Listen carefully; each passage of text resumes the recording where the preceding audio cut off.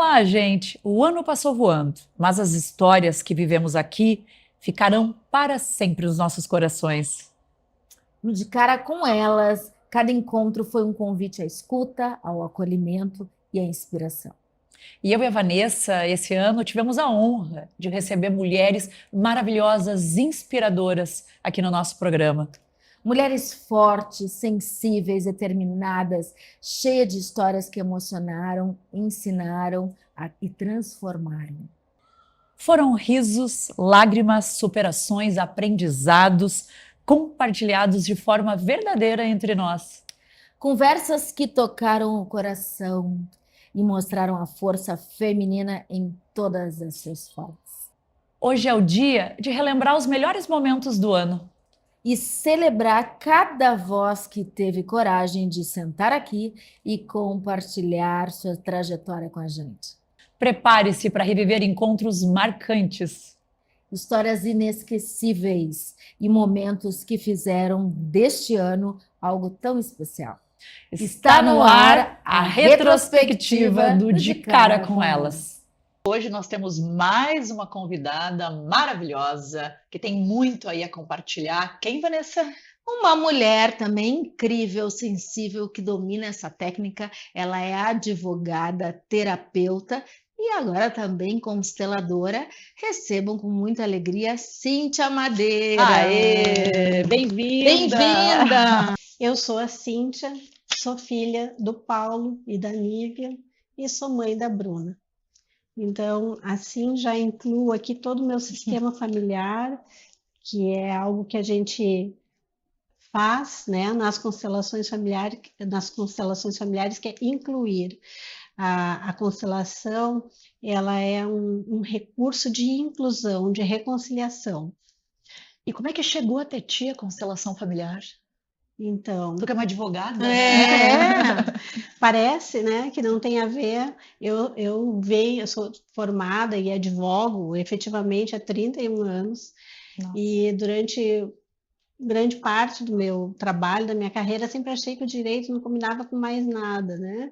Então, eu sou advogada, você sempre advogado, só leio livro de direito, só vejo filme de direito e assim funcionava. É muito pesado, não é mesmo? Ainda mais quando a gente tem muita simpatia pelo autoconhecimento, por todas essas coisas que não estão codificadas. Uhum. Então, a constelação familiar chegou para mim de um jeito bem peculiar, assim. A minha irmã tem gêmeos e um deles tinha uma alergia. E essa alergia não curava de jeito nenhum. Ela levava no médico, fez todos os tratamentos, e a pediatra dela, que já é uma médica com uma mente assim aberta, expandida, aconselhou que ela fizesse uma constelação familiar.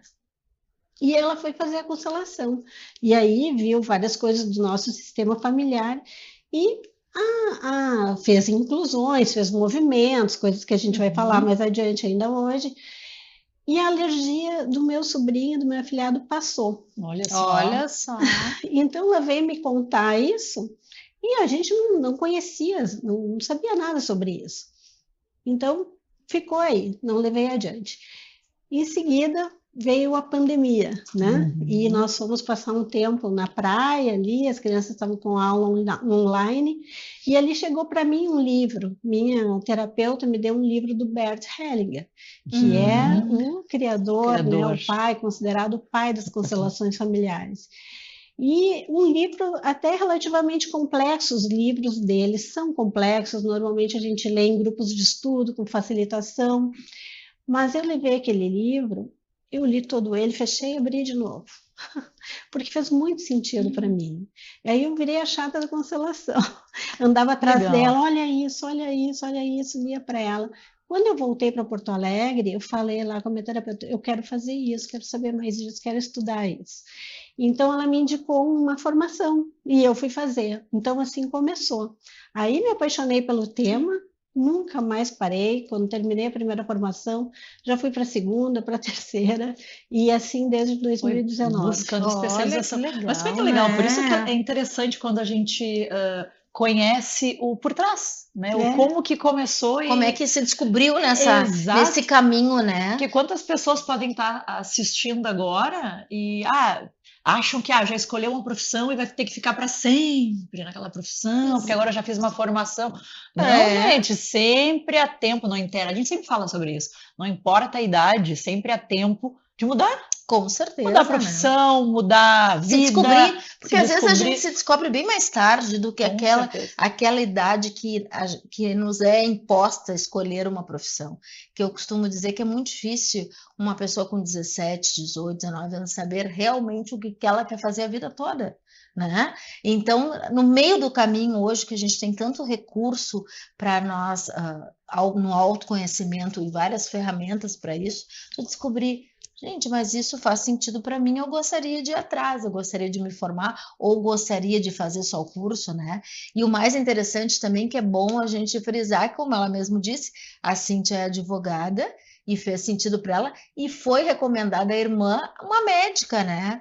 Para ela fazer a constelação para trás da alergia. Está se rompendo, né? Todos esses estereótipos, né? Cada vez mais essa colaboração entre profissionais. Mas como a gente falava, até desculpa de não, claro. no começo, de que a espiritualidade, a ciência, a terapia está se complementando, né? Eu conheço grupos de médicos, inclusive da URGS, que estão em grupos espíritas, espiritualizados, que sabem que em algum momento nem tudo a ciência sabe, e tudo precisa de outras ferramentas para que a gente possa entender, né? A chegar ali naquela cura de fato. Verdade. E Cíntia, então agora, como nós também queremos saber mais sobre esse tema, o que é de fato a constelação familiar? Então, a constelação familiar, ela é uma filosofia, uma postura de vida. Ela é uma filosofia aplicada. A gente diz é uma técnica, é um recurso, é uma terapia, mas na verdade não. Na verdade, ela é uma filosofia aplicada. Ela tem efeitos terapêuticos, né? Mas não é uma terapia. Então, o Bert Hellinger, quando ele sintetizou as constelações, ele diz, eu não criei as constelações, eu as vi. E convido você a ver também. Então, ele era teólogo, psicanalista, sacerdote.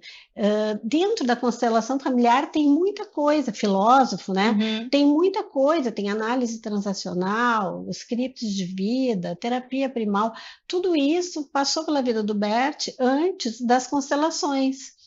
Então, a constelação, ela nasceu da terapia familiar, né? Quando começou a se observar a repetição de padrões, o efeito de uma exclusão no sistema, as crenças limitantes, as crenças que vêm, né, geração após geração, quando começou a se olhar questões do presente com um olhar transgeracional.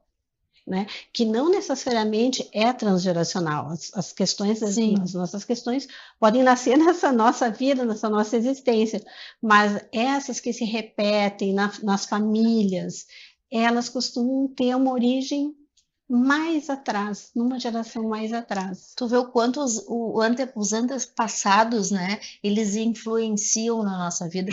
Muitos a gente nem conhece, né? Verdade. A gente nem sabe, às vezes, a história total da nossa família e não imagina o quanto isso pode impactar no nosso comportamento.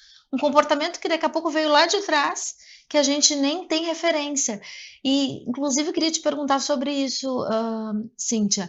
Por exemplo, tem pessoas que nem sabem ainda o que estão sentindo, né? Mesmo assim, ela consegue constelar, ela consegue se descobrir alguma coisa ali na família, mesmo não sabendo que tem algum ciclo aí repetitivo, algum comportamento padrão.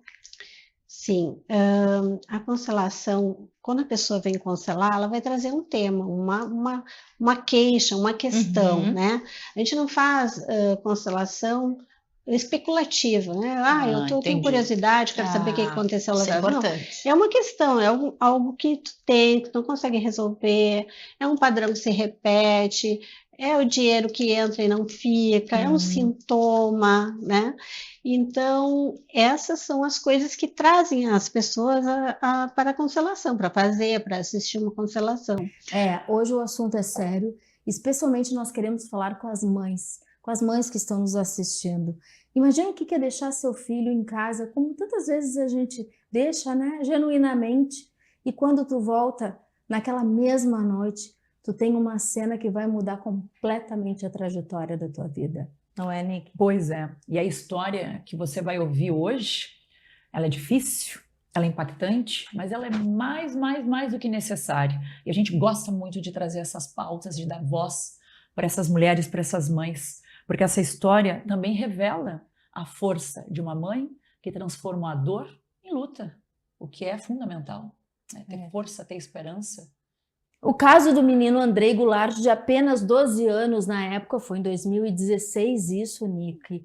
Esse menino que foi morto e também sofreu violência sexual do próprio tio, segundo as acusações do Ministério Público, acusações gravíssimas, que era um policial de reserva que vai ao júri no próximo 27 de outubro, aqui em Porto Alegre. Ao longo do processo, mais de 20 testemunhas foram ouvidas e os relatos mostram que não se trata apenas de uma tragédia isolada, e sim de um histórico que não pode ser silenciado. E como está chegando pertinho agora, por isso que a gente está trazendo à tona. Está relembrando essa história que não pode ser esquecida. E hoje é muito mais do que uma entrevista. É um convite à reflexão, à empatia e ao compromisso de não deixar essas histórias passarem despercebidas e essas mães sem poder falar, sem poder buscar a justiça. E que bom que o júri está chegando o dia, né? 27 de outubro está muito pertinho. Então fica com a gente, porque você vai conhecer a voz e a coragem da mãe do Andrei, da mãe desse anjinho, que é a Kátia Goulart, e ela vai contar um pouco dessa luta incansável por justiça por seu filho. Seja bem-vinda, Kátia! Não, e aplausos, a gente tem que sempre aplaudir. Com certeza. Porque a coragem que tu tens, a gente já fica feliz só pelo fato de tu estar aqui com a gente, de novo, mexendo nessa história, falando dessa história com todos nós e aí para quem nos assiste. Seja bem-vinda. Obrigada. Essas palmas vão especialmente para o Andrei, ele que me encoraja todos os dias a seguir essa luta. Desde o dia que ele foi assassinado, todos os dias é ele que me motiva. É o amor por ele que me levou a enfrentar o Ministério Público, o IGP, a Brigada Militar e quem for possível pela frente, para provar que meu filho foi assassinado pelo meu irmão.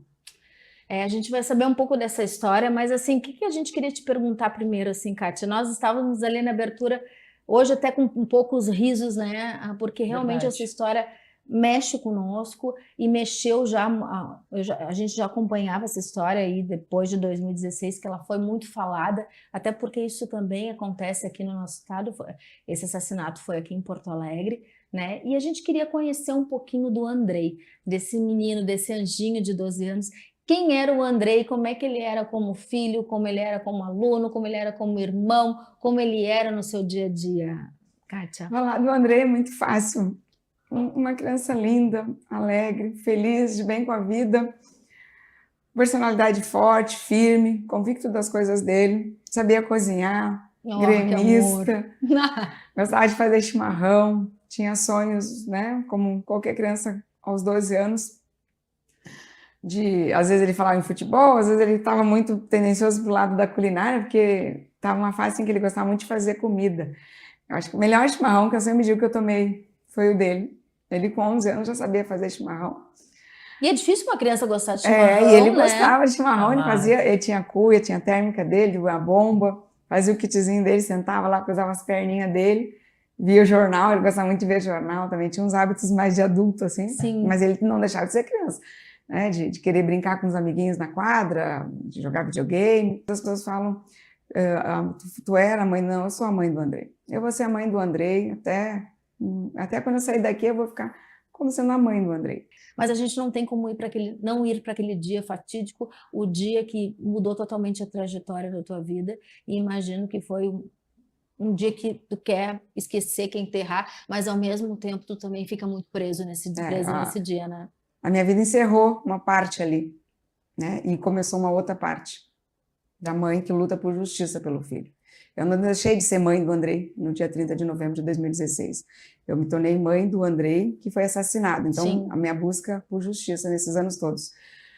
Foi um dia muito difícil. Aquele dia, o próprio dia antes, né, do assassinato do Andrei já tinha sido um dia difícil, porque tinha acontecido a tragédia da Chapecoense. E lá em casa a gente gosta muito de futebol. Foi na madrugada. Foi na madrugada. Foi na madrugada anterior, né? Ah, A tragédia da Chapecoense aconteceu na madrugada de segunda para terça e a do Andrei de terça para quarta. Então, na terça-feira, quando nós acordamos, né, já estava a notícia da tragédia da Chapecoense. Nós estávamos bem tristes, né? Sim. Não tinha muitas informações ainda. E o Andrei foi para a escola. Ele e a minha filha foram para a escola de manhã. E eu fiquei em casa, foi um período que eu tinha feito uma cirurgia na coluna, então eu estava de licença saúde, estava em casa. Então foi o período que eu mais fiquei com o Andrei. E ele me cuidava ali, eu não podia caminhar muito, ele servia meu prato, trazia comida para mim, às vezes eu Ele era um menino prestativo. Muito prestativo. Ele dizia assim, mãe, hoje eu ajudei uma senhora no condomínio a carregar sacola. Ele viu uma pessoa carregando, ele falava assim, mãe, eu aprendi com um amiguinho dele, falar, mãe, eu aprendi com o Bruno que mulher não faz força. Oh. Eu ia no mercado, eu falava, eu vou no mercado, vou junto contigo, mãe. E aí eu chegava no mercado, ele botava as coisas no carrinho, passava as compras, ele tinha um comportamento de adulto, assim. E, claro, ele era uma criança. Mostrava uma maturidade. Demonstrava maturidade. E aí ele, do dia 29, ele foi para a escola de manhã, ele estava bem triste, ele voltou mais cedo, que estava um período reduzido. Sim. E estava só eu e ele em casa, o Anderson estava estudando nesse dia, e o meu irmão tinha ido para o serviço, para o Ministério Público, porque meu irmão já era aposentado da Brigada Militar e morava no Rio de Janeiro. Isso é importante dizer. O irmão, que é o acusado, que então tio do Andrei... Tio e padrinho do Andrei. Tio e padrinho. Padrinho do Andrei e dos meus outros dois filhos. E ele tinha contato...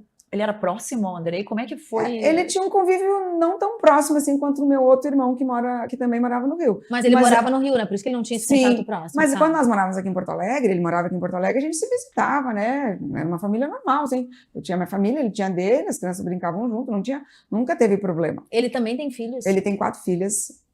Filhas, tá. E qual é a diferença dele? Porque isso é importante, esses detalhes, assim, a gente trazer. Qual a diferença dele, irmão, tio...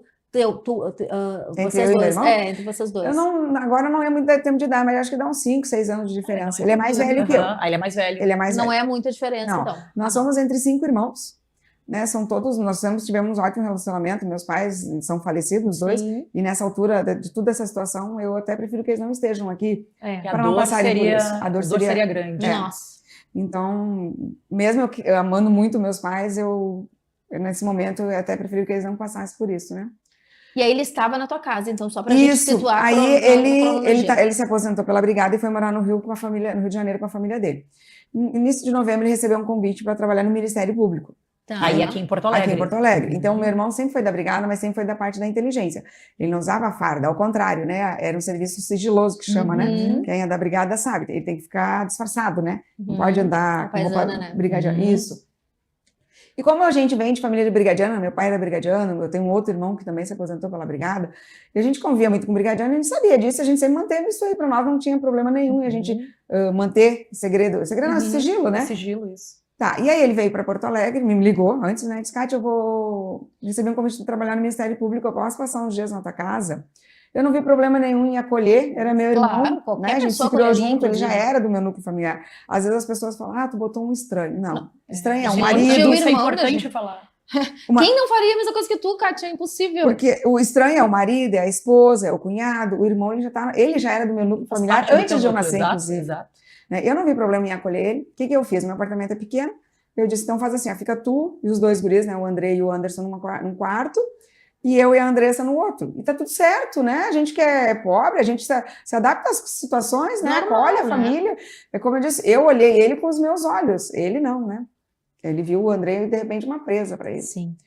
E aí, eu acolhi ele, né? Ele disse, eu vou ficar aqui, depois eu vou arrumar uma residência para mim. Eu não vi problema, fica. E o Andrei estava bem contente, nós estávamos contentes, porque até então a gente se dava bem, né? Família, né? É família. Como é bom receber a família, eu vejo por nós. Como é bom quando tá o irmão, quando tá todo mundo junto. Tanto é que eu continuo visitando meus outros irmãos também, a gente continua se visitando. Isso a gente quer saber depois como ficou esse núcleo familiar aí. Sim, aí... Eu imagino que também deu uma tumultuada, né? E aí, nessa dia, então, aconteceu a tragédia da Chapecoense. Chapecoense e o Andrei foi para aula de manhã já, e a Andressa também, só que a minha filha ia passar o dia fora, que ela tinha um trabalho escolar para fazer na casa do outro colega. E o meu irmão voltaria só de noite e o Anderson estava na aula. Aí o Andrei chegou por volta de umas 10 horas da manhã e eu estava tomando chimarrão, ouvindo música, não estava nem vendo a tragédia da Chapecoense, que estava muito triste aquilo ali, né? Porque também não tinha informações precisas, né? E ele contigo? E o Andrei chegou comigo. Contigo. Chegou, tomou umas cuias comigo, conversou. Isso era de manhã? De manhã, umas 10 horas da manhã. E ele disse, mãe, tu não vai ver teu jornalzinho? E eu falei, não, filho, hoje tá muito triste, que tá dando sobre a tragédia da Chapecoense. E, né, quando uma mãe sofre, eu lembro que eu falei para ele assim, ó, quando uma mãe sofre, filho, todas as mães sofrem juntos. E aí, olha a maturidade dele. Ele disse, pois é, né, mãe, que triste para essas mães perder os filhos desse jeito, né? E eu não sabia que logo em seguida também eu ia se tornar uma mãe. Logo em seguida mesmo, né? A gente não consegue nem mensurar, nem né? mensurar a dor. Eu me tornei uma mãe que também perdeu um filho numa tragédia, mas que foi tirado, né? Da Chapecoense também foi uma tragédia. Muito, sim.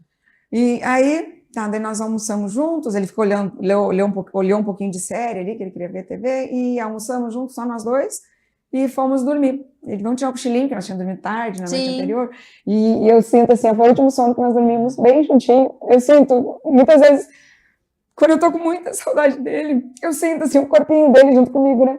Eu me abraçava nele, dormimos por cima de uma manta do Grêmio, que também ele era gremista. E aí, meio da tarde, ali eu acordei, ele falei, filho, levanta para nós tomar um café, senão depois da noite tu não dorme, tu tem aula, tem que fazer tema, né? E aí ele disse, tá, mãe, eu vou no mercado buscar guisada. Eu falei, pra que tu vai buscar guisada? Sempre bom ter carne em casa, que ele gostava de cozinhar. Então, quando ele queria cozinhar, ele já queria que precisasse, já estivesse ali. Ele foi, fizemos café, tomamos um café, eu disse, filho, tu não vai junto no aniversário com a mãe? Que era o aniversário de um familiar nosso, né? Um parente, um amigo nosso que é quase como da família, né? E ele falou, não, mãe, eu vou ficar em casa que eu vou fazer um chimarrão para esperar o padrinho. Eu não vi problema nenhum, né? Morar num condomínio fechado, logo em seguida meu irmão chegaria, e ele disse, eu vou fazer um chimarrão para esperar o padrinho. Ele estava contente com a chegada do padrinho ali, né? E ele era hospitaleiro, André gostava de acolher. Quanto tempo ele já estava... Desculpa até te interromper, Kátia, mas só para as pessoas entenderem esse tempo, né? Essa cronologia. Quanto tempo o padrinho, o teu irmão, já estava com vocês até esse dia? No apartamento. Ele voltou, ele teve início de novembro, ele ficou uns 2 dias, e depois ele voltou, acho que foi 11 ou 12 de novembro, isso aí foi na madrugada do dia 30. Uma semana, mais ou menos. Fazia pouco tempo. E aí tu não notou nenhum comportamento diferente do Andrei? Não, porque foi o período que eu mais estava em casa, que eu tinha feito essa cirurgia. Ele não tinha tido a oportunidade, né, Nick? Porque eu ficava sempre por em isso casa. Que é interessante para que as pessoas por entendam. Isso que eu digo, aconteceu só aquela noite. Sim, tudo foi ali. Aí que tá. Então, foi naquela noite e naquela noite fatídica. E ele, então, ele não tinha tido oportunidade. Não. Tu tava num período e o que Andrei tu tava falaria. mais... O Andrei me falaria. E o Andrei só morreu. Porque ele sabe que ele falaria. Porque o Andrei me falaria. E aí... Até porque ele ia mudar o comportamento. Sim, não, o Andrei me falaria. Ele talvez não falasse enquanto esse padrinho estivesse lá na casa. Ele ia mudar, ele ia Não, o Andrei falaria. Falaria? Falaria. Eu conheço muito bem o Andrei, ele falaria, por isso que ele matou o Andrei. Porque o Andrei era uma criança assim, ele tinha personalidade bem definida. Comunicativo. Eu e meus filhos, nós temos até hoje, né? Eu tenho os outros 2 mais velhos. A gente tem um relacionamento muito bom de confiança. Eu sempre disse para eles, né? Desde criança, desde que comecei a educar eles, eu dizia, você sempre confia na mãe, a mãe sempre vai confiar em vocês. Se chegar alguém dizendo alguma outra coisa diferente, eu sempre vou acreditar em vocês. Então, nós temos uma cumplicidade entre nós, né? Então, eu sabia, o meu irmão sabia dessa cumplicidade, desse carinho, desse respeito que existia entre eu e meus filhos, e o Andrei me contaria, eu acreditaria no Andrei. Então, a única maneira de ele resolver o problema dele foi matar o Andrei. Meu Deus. Mas aí, só para a gente continuar entendendo esse dia. Aí tu saiu, tu foi nessa festa, foi pro aniversário, o Andrei ficou aguardando o padrinho, e aí foi o último momento que tu viu ele? Não, depois quando eu voltei, o Andrei ainda estava vivo. Aí tu voltou do aniversário e aí tu percebeu algum comportamento diferente dele? Aí só pra gente pegar esse gancho, aí tu voltou, tá, foi no aniversário, Kátia, tu voltou por que horas mais ou menos? Eu saí de casa umas 5h30, acho que era eu e a Andressa. Aí eu disse, filha, liga pro Andrei de volta pra ver se, porque como pra ver se ele gostava muito de ir com ela, de sair com ela, né? Eu falei, filha, liga pra ele pra ver se de repente o Andrei não mudou de ideia e quer ir. Porque como eu fui na escola buscar ela, eu tinha que passar na frente da minha casa de volta. Sim. Aí eu parava ali e ele entrava, né? Claro. E aí ela diz, mas não tô conseguindo ligar, não tá dando certo a ligação. O telefone fixo, né? Porque o celular, o Andrei tava de castigo, porque ele tava com as notas ruins. Sim. E aí eu disse, filho, não é pra te mexer no celular, tá de castigo do celular. Mas o fixo ele atenderia, né? Claro. Mas aí ela disse, mãe, não tô conseguindo falar com o Andrei. Eu disse, então vamos. né? De repente ele tinha ido na quadra jogar bola, estava no banheiro. Tudo absolutamente Daí normal. tu começa a imaginar, tudo bem, né? Tudo bem. Programado era não ir, ele não ir, né? Fomos para o aniversário. Daí voltamos, acho que era umas 11h25 da noite. Eu entrei no apartamento, um apartamento pequeno assim, a luz, dava para ver que a luz da TV do quarto estava ligada onde eles estavam deitados, né? Que era um quarto lá do outro. E eu bati, abri a porta, né? Tava só a luz da TV ligada, o Andrei na cama de cima do triliche, que é mais alto que um beliche, e o meu irmão na cama de baixo. Aí o Andrei ele me cumprimentou assim, ó, já batendo, né? E o meu irmão tava na cama de baixo, primeiro foi meu irmão. Meu irmão se apoiou assim no cotovelo e fez assim. Aí eu cumprimentei meu irmão assim, e o Andrei também fez na cama de cima.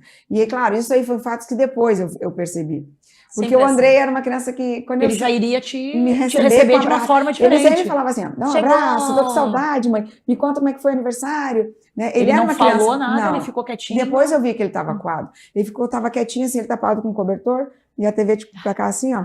E aí eu falava com ele, toma banho? E ele, já tomei banho, então. Ele não dava muita conversa para mim. E o meu irmão só dizia, tô com sono, quero dormir, amanhã tem que acordar cedo, amanhã nós temos uma missão, né? Tu sentiu um desconforto ali. Eu senti que a minha presença estava incomodando o meu irmão. O Andrei quase não falou, né? Meu irmão. Aí eu E fico tu imaginando, cansada, quem normal. imaginaria, isso que eu ia Tá dizer. cansada, tu quer? Quantas vezes a gente chega do trabalho cansada e a gente dá aquela... Abre ali a porta, dá uma espiadinha, vê que estão quietinho, E dá tudo certo. e tá tudo certo. Porque eu entrei para dar uma noite, eu ainda disse para eles, quando eu puxei a porta, eu pensei, amanhã eu vou mexer com o Andrei que não quis conversar comigo. Porque não era, claro, já não era, ali deu para ver que não era o comportamento dele, mas eu nunca imaginei que seria por isso. Eu imaginei que ele estava cansado, que ele estava com sono, já era 11 e pouco, no outro dia ele acordaria cedo, né? E o meu irmão disse assim, eu tô com sono, mas tem que acordar cedo. Eu disse, qualquer coisa vocês me chamam. Mas isso é um hábito que eu sempre dou boa noite e digo, qualquer coisa chama. Sim. Só que eu nunca imaginei que o meu irmão entraria no meu quarto gritando dali a 2 horas que tinha acontecido uma tragédia. E essa tragédia era a morte do Andrei. Tá, mas ele não... Aí agora começa o desenrolar, né? Quando ele entrou, qual foi a tua reação? Tu viu aquilo, com certeza deve ter ficado assustado. Porque ele entrou no meu quarto, eu não ouvi barulho nenhum, ele entrou gritando, assim, eu só ouvi o barulho da porta, assim, que ele abriu rápido, e gritou, Kátia, aconteceu uma tragédia. É aquilo que a gente... Tu acorda no susto, porque ele acordou e já saiu. E voltou pro quarto. Aí quando eu tô voltando, assim, eu entrei no quarto, o apartamento pequeno, tava a cena, assim, era uma cena de filme de terror, assim, era sangue pra tudo que é lado, o Andrei com um rasgo na cabeça, tapado até aqui assim, e o meu irmão falando, não sei o que aconteceu, acho que é uma bateria de celular que estourou, mas o meu celular tá ali, o Andrei tá de castigo do celular. Eu nem lembrava que existia celular, quanto mais que o Andrei tava de castigo. E ele falava assim, muito rápido, muito rápido.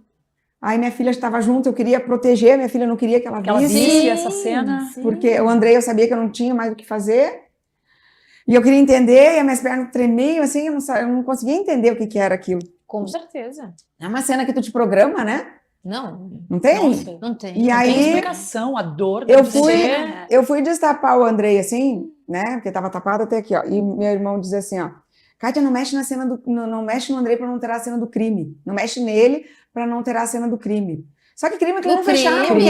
Não era um crime, mas eu não parei para pensar na hora, entende? Na hora aquilo ali soou errado para mim, mas eu não estava conectando as coisas. Não estava entendendo. Não estava nem entendendo. Só a única coisa que eu tinha certeza é que meu filho estava morto.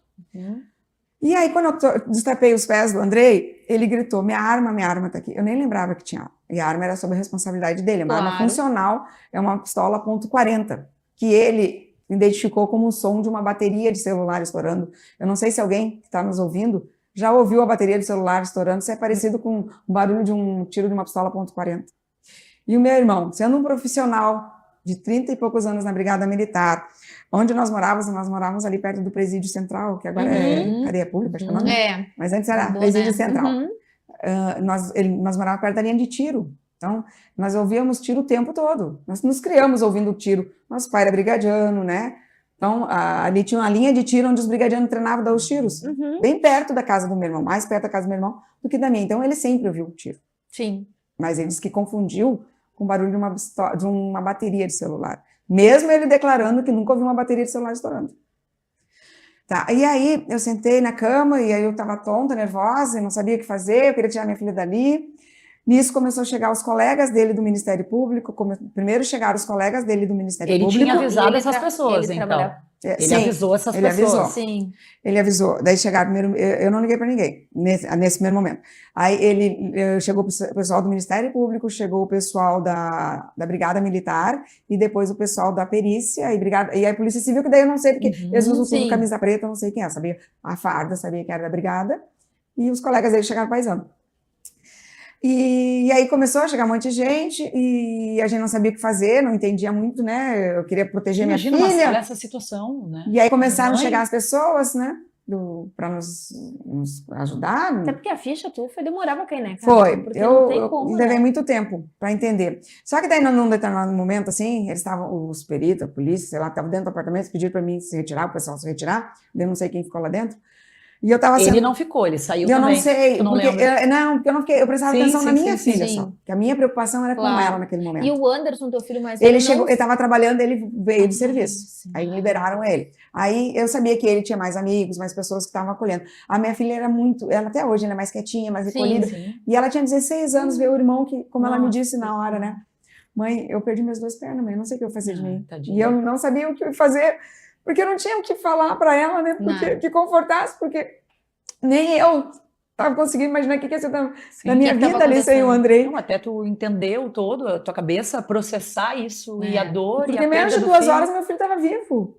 Sim, te deu boa noite, Deu inclusive. boa noite. De uma forma diferente, mas Mas te deu deu, boa noite. Boa né? noite. Não se queixou de dor de cabeça, não se queixou de dor de barriga, nada. Não teve nenhuma queixa assim que me pudesse levar a pensar alguma coisa. Então eu não tinha conclusão que tinha sido um suicídio, um assassinato, nada. Eu não sabia. Eu sabia a única coisa que o Andrei tinha morrido. E eu queria proteger minha filha, dela não sofrer, não tivesse visto, né? Sim. Tá, e aí nós ficamos no hall do apartamento, assim, do apartamento, e meu irmão ficou assim perto, e eu vi quando ele falou para umas pessoas, foi suicídio, o IGP já fez a perícia, mandou as fotos, e hoje em dia é tudo assim, manda as fotos, já foi concluído que foi um suicídio. Gente, aquilo ali me rasgou, porque eu pensava assim, o André não tinha comportamento, da onde isso aí? Sabe que eu não conseguia assimilar, pensar as coisas, sabe? Né? Mas aquilo ali não fechava. A mesma coisa da fala que tinha sido um crime, não mexe na cena do crime, ele dizer que o Andrei tinha cometido suicídio também. Isso foi um ato falho, né? Não mexe na cena do crime. A psicologia porque para ele era um crime, porque ele sabia que era um crime. E, Kátia, tu, depois de tudo que passou, que a cabeça fica um pouco, né? Imagino que a cabeça não fica bem, né, até hoje, mas assim, que saiu aquela névoa de tudo que está acontecendo, tu consegue se atentar aos detalhes de como o teu irmão estava, como é que era o semblante dele? Sim. Porque depois, aí eu comecei a juntar as coisas, né? Porque Deus mora nos detalhes, né? Então, como diz um amigo nosso, né? Não existe crime perfeito, existe crime mal investigado. E esse foi totalmente mal investigado.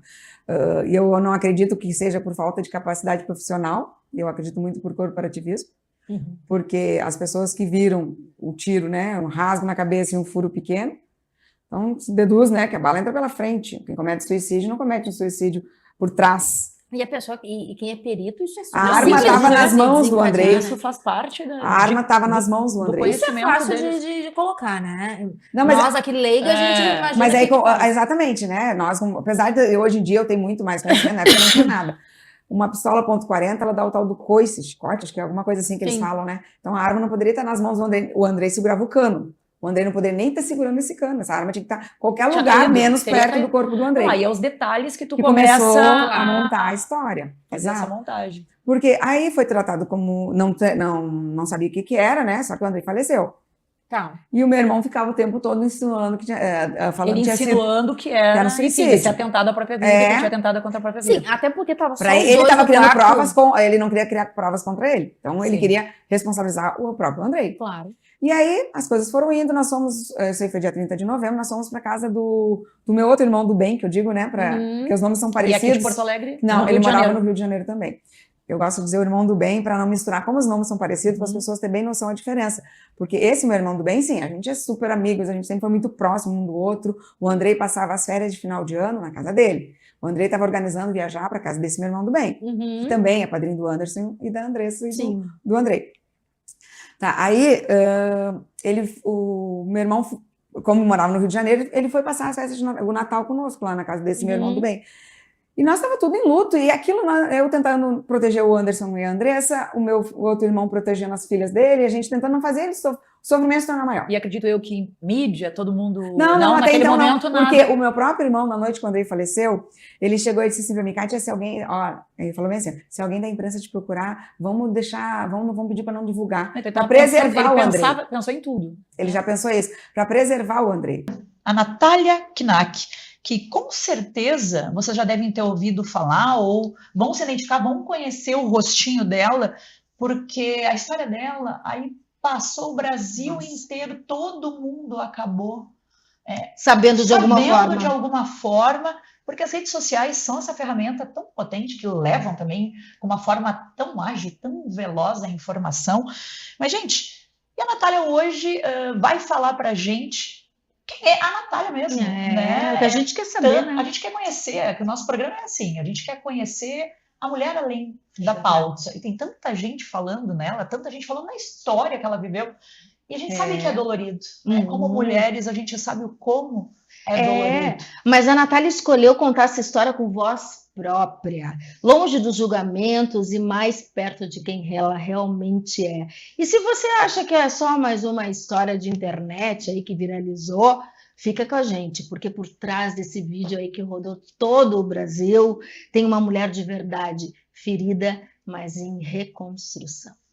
Verdade, gente. Então, sejam bem-vindas, Natália Knack e a doutora Giovana Sassi. Sejam bem-vindas. Obrigada, Nós menina. gostamos de bater sempre palmas, né? A gente bate palma para todas as mulheres que vêm aqui no nosso programa, porque merecem. As mulheres têm... A gente fala tanto de sororidade, né, amiga? Tem que fazer treinar na prática, né? Tem que sair só do bonitinho ali, né, da rede social, do papel, e tem que ser na prática. E é o que a gente faz. Então, a gente já começa agradecendo imensamente a presença da doutora Giovana e a Natália também, que está online com a gente, lá de Cachoeira do Sul. Bem-vindas, gurias. Obrigada.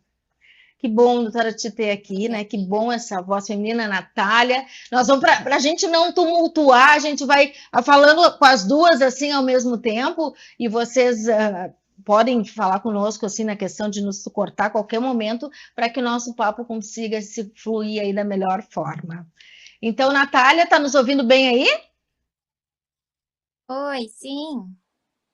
Que bom, olha, vejo já o teu semblante hoje já muito mais leve, né, feliz do que lá naquele começo ali, quando tu começou a aparecer, né, em alguns veículos, na própria internet. E para começar, como é que tu te sente hoje, Natália? Como é que tu tá hoje, esse teu coração aí? É um turbilhão de sentimentos ainda, né? Nós temos que, primeiro de tudo, pensar num pequeno serzinho que eu tô carregando. Mas estamos tentando levar a vida o mais leve possível e ver as coisas da melhor forma possível. Isso é importante. E a gente sabe que ter a vida assim, do dia para a noite, do que a gente já acompanhou nas redes sociais, é uma mulher que não gostava de estar nos holofotes, é simples, é médica veterinária, tem a tua profissão, mas sempre, nunca gostou, na verdade, né, de toda essa badalação e de repente ver a vida exposta. Total. E ainda com uma situação que é dolorida, né?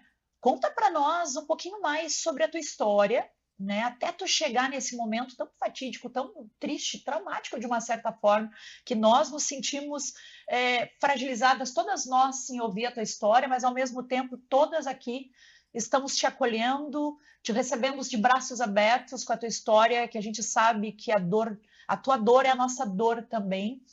E se tu te sentir confortável de contar para nós como é que chegou até a questão do chá revelação, né? Porque eu acho que o ponto todo o ápice ali é o chá revelação.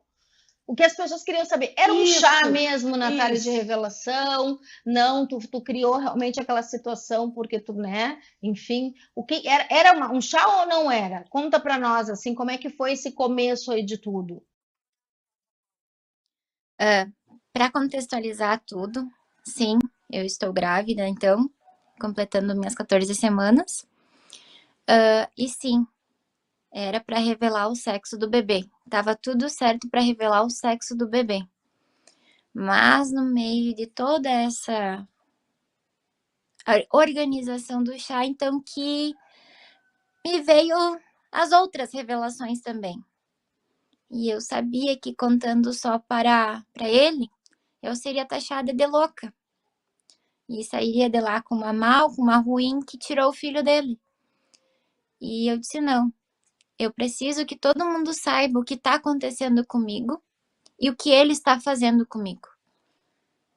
Então, no contexto de tudo isso, eu só uni o útil ao agradável e contei ele no chá revelação, porque eu sabia que toda a família dele está lá. E o que me chamou muita atenção foi a tua elegância, Natália. De nenhum momento tu desequilibrar, tu muito racionalmente expôs toda aquela dor tua, né? Uma dor tu ali para toda a família do sujeito, do teu então marido, ex-companheiro, e tu em nenhum momento desequilibrou. Eu achei isso fantástico. Como que tu conseguiu esse equilíbrio naquele momento, um momento assim que, né, a gente sabe, o fervor toma conta da gente, né, Nick? Exato, e ela não explodiu, Não. né? Ela manteve a elegância. Eu achei maravilhoso, assim. Ali no momento até dá para perceber que quem cuidar o vídeo mostra que eu fechei a mão, mas foi só um impulso no intuito de, poxa, tu não vai nem falar nada. Mas quem conhece a Natália, quem sabe quem é a Natália, sabe que ela explode, que ela chora, que ela grita, que ela berra.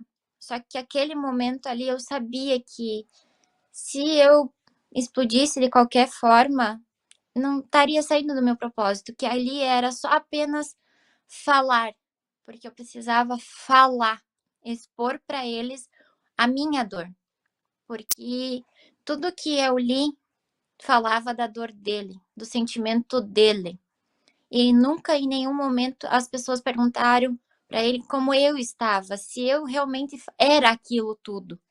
Eles acreditavam na verdade dele.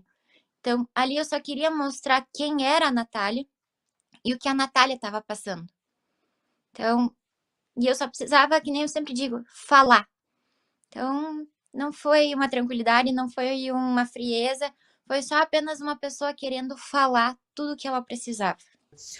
Ela é professora de dança há 17 anos e trabalha, olha só que legal, destravando o corpo, o quadril, a sensualidade, amiga, de forma leve, consciente, emocional. Olha que bacana. Nossa, são muitas habilidades, né?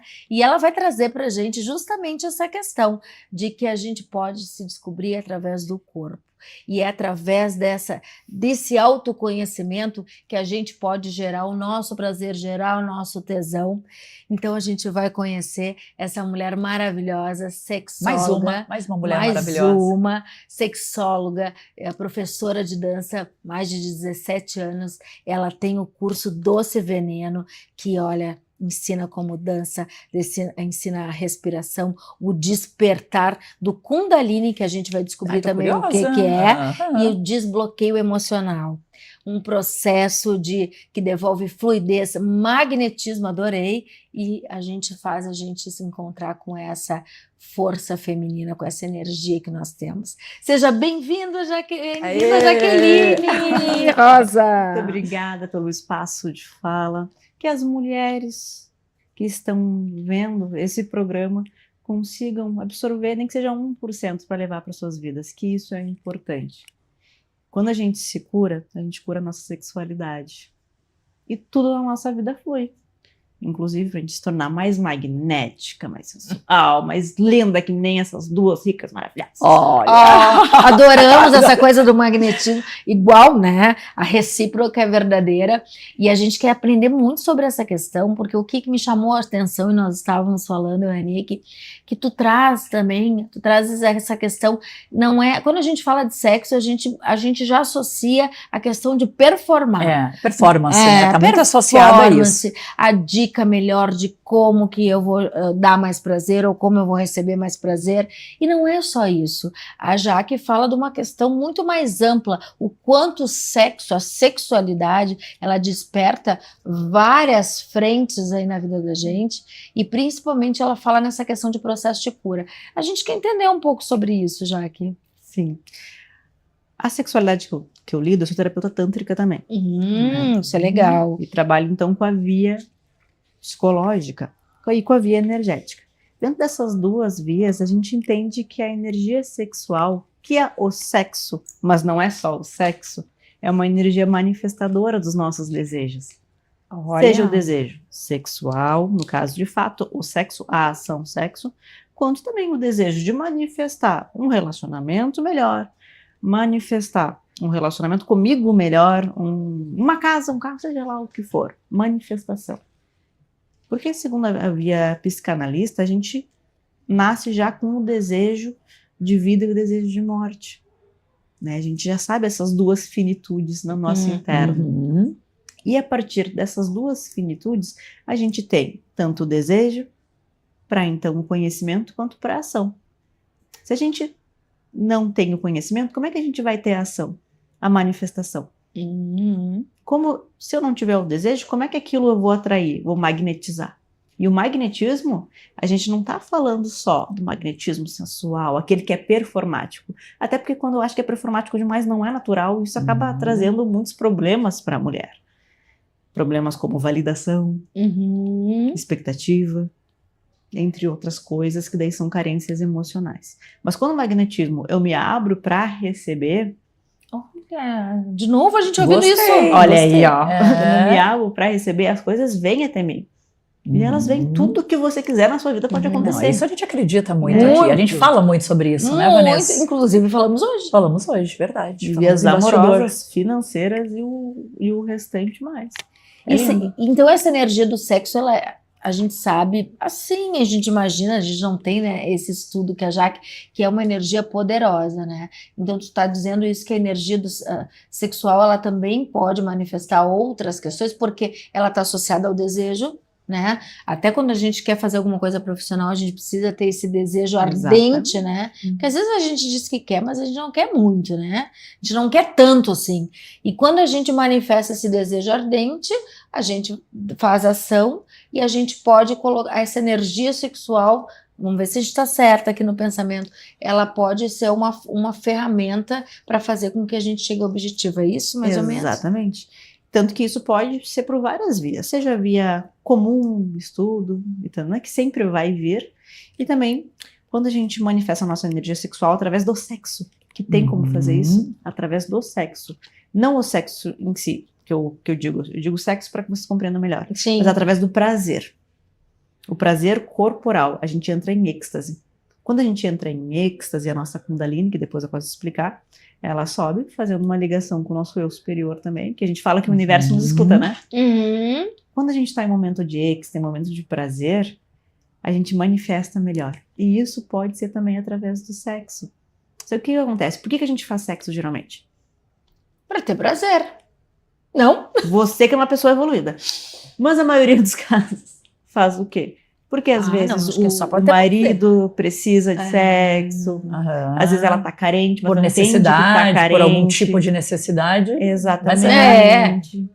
Né, para manter um relacionamento, para não ser traída, ou porque se sente carente emocionalmente, mas não compreende os próprios sentimentos, que isso é muito comum na nossa geração, na geração de vocês também. A gente não compreender os próprios sentimentos. Daí pode ver que a gente tem vários casos, principalmente homem. Por que a gente fala que o homem é muito mais sexual? Não é por causa da testosterona, não. Porque mulher, quando é sexual, entende a verdadeira natureza sexual e selvagem, a mulher deseja muito mais o sexo do que o homem. O homem, geralmente, pede mais por sexo porque não vai tratar dos seus problemas, da sua raiva, da sua frustração. É uma válvula de escape, vamos usar o português, né? O homem é uma válvula de escape. E a mulher, ela tem uma série outras coisas que ela engloba, mas eu acredito, e a minha resposta foi muito automática, e depois eu fiquei até meio travada pensando que realmente, né? Não, o lindo seria a gente fazer sexo pela busca de prazer, né? Mas a gente sabe que na vida real... Relaxamento, a gente sabe que na vida real nem sempre é assim, nem sempre é assim. Não é a realidade de muitos casais. Pelas mulheres que eu geralmente atendo, né? Então, muitas mulheres todos os dias que o caso é assustador às vezes. E voltando também com amigas e conversas, por isso que na abertura a gente falou sobre, para muitas mulheres acaba às vezes sendo até uma tortura. Eu ia comentar isso. Né? A gente está falando de uma forma super aberta, até evoluída sobre a pauta. Uhum. Mas se a gente for até o que nós queremos saber isso, essas mulheres todas que tu atende, como é que é? Não é assim, né? É muito mais para a mulher. Acredito que esteja mudando isso, né? Graças a Deus. Mas até um tempo atrás, para muitas mulheres o sexo era quase eu tenho que fazer por obrigação. Não buscava, não tinha essa visão, esse olhar. As donas dos seus próprios desejos. Agora a gente tem isso, agora a gente fala sobre isso de forma aberta, mas antes não era. E eu cansei, eu peguei ainda essa fase onde estava em rodas de amigas que elas diziam, não sei quanto tempo que eu não faço, nem Sim. Sabe, tô com dor de cabeça. Aí aquelas desculpas esfarrapadas para tu fugir. Mente para fugir. É isso mesmo, Jaque. Tem muito isso, né? Ainda segue essa, eu acho que é a realidade, né? Eu acho que isso tem muito, especialmente no casamento, né? Porque o casamento, a pessoa tá ali há muitos anos e tal, então talvez ela tá muito associada que o prazer esteja associado no tesão. Eu até queria que tu falasse sobre isso. Esse autodescobrimento do corpo, porque nem sempre tu não estar fazendo sexo quer dizer que tu não tá te interessando pro outro. As pessoas também têm uma crença limitante sobre isso. Não é que quem faz bastante sexo também é tão apaixonado assim pelo outro. Me corrige já que eu tô errado. Então as pessoas, elas também, elas fantasiam as coisas. Às vezes a pessoa está num outro momento. Existe uma questão também que é importante a gente falar de menopausa, perimenopausa, climatério, né? Que as mulheres depois dos 40 ou 50 depois vamos menos, falar sobre isso. Né? Elas também têm uma baixa, porque isso é orgânico. Então eu queria que tu falasse sobre isso. Não é só se faz sexo tá tudo bem e se não faz também tá tudo mal. Qual é que é essa relação assim? Até porque às vezes tá tudo bem e tu não tá fazendo sexo. Às vezes tá tudo uma bosta e tu tá fazendo Exatamente. sexo. Era isso que eu queria chegar, viu? Eu até fiz um post de um dos perfis falando o quanto é errado a gente ter o sexo de reconciliação.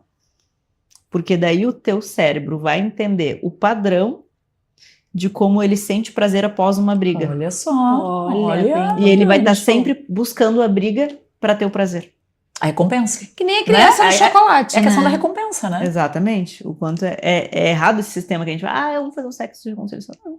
Senta, conversa, tem uma noite agradável, né? Com uma troca, com uma dissolução do problema, para depois ter o sexo. Um sexo com amor daí. Não um sexo buscando realmente... Só satisfação.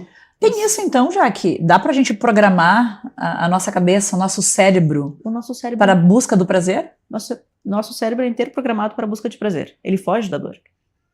Ele foge intensamente da dor. Se tu não gosta de água, tu vai tomar água?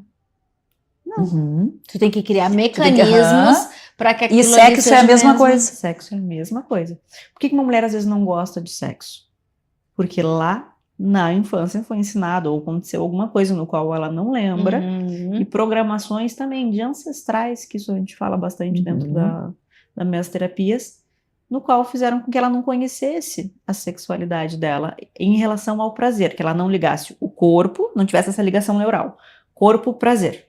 E sim, só tivesse, por exemplo, casamento, tem que fazer sexo. Tivesse essa ligação neural. Associações, tudo na nossa vida, desde a infância, o nosso cérebro é algo muito inteligente. Ele tem ligações, principalmente do 0 aos 7 anos. Então, tudo que a gente buscar. Que interessante isso para as mamães aí, papais que estão a gente leva seus para filhos. E daí, claro, com as terapias, com as curas, com os processos, a gente vai tirando essas desassociações. Por exemplo, eu fui abusada na infância. Então, até a maioridade, eu não podia deixar que encostassem no meu braço.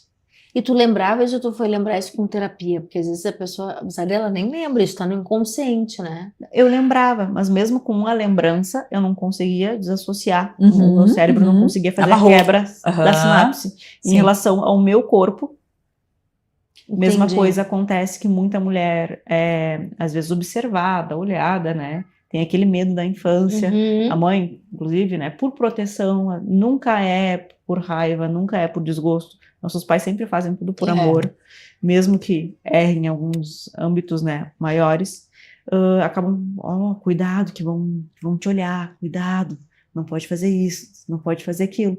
E o teu cérebro vai criando, não posso sentir prazer, não posso mostrar meu corpo. Daí a gente não fica pelada nem com a luz acesa. Não pode fazer isso, não pode fazer aquilo. Isso é uma coisa, é bem importante essas falas, e nós vivemos uma época que se falavam tanta coisa, né? Ainda, né? Ainda até tem. a questão do nu, né? Dentro de casa, a Tudo criança, é tabu, né? Tudo ai, é vai te tabu. vestir, que vergonha. Eu costumo dizer, hoje, quando eu vejo alguma amiga falando isso pro filho, eu digo, não fala isso. Que é vergonhoso, porque não é vergonhoso, a criança não tem moral, porque a gente vai criando.